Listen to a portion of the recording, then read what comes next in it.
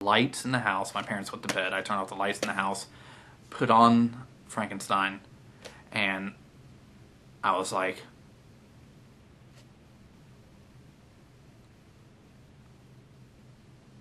and I know that looks ridiculous, but at first I was like, what? There's no suspense. There's nothing. At like the first 5 minutes of the movie, there's no soundtrack.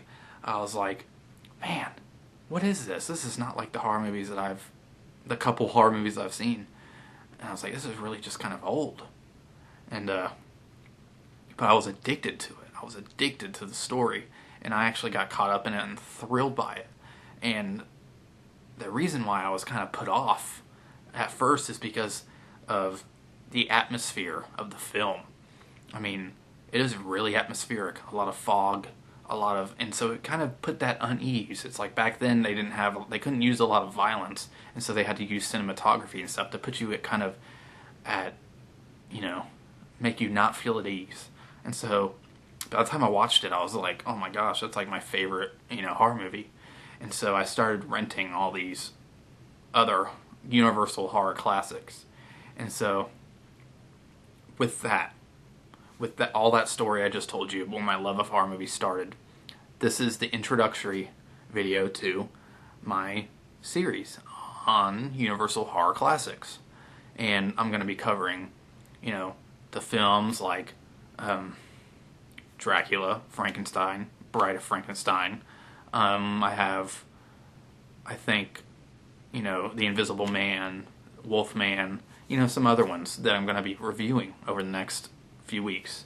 And kind of not only bringing you the reviews of the film, but I'm going to be doing it in chronological order, starting with considered the first Universal horror classics film, which is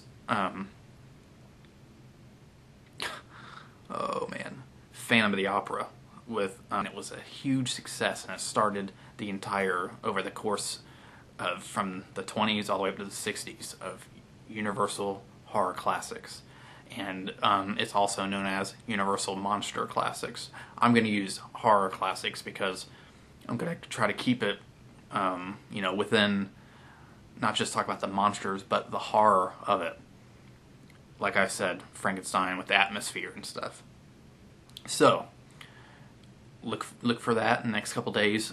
The first one I'm going to be talking about will be the Phantom of the Opera. So, get ready for that. View it, whatever you need to do. And also, in the next couple days, I'm also going to be starting the next series, which is just reviewing horror movies that I love and appreciated them, and just showing them to you and just talking about my love for them. And I will probably be starting with Halloween or Day of the Dead, one of the first ones I watched that really got me hooked. So, with all that, guys, I hope you look forward to the next few videos, and thanks for subscribing, thanks for commenting, and thanks for watching. And remember, there's 3 ways of doing things: the right way, the wrong way, and the chattel way. Stay positive. See you later.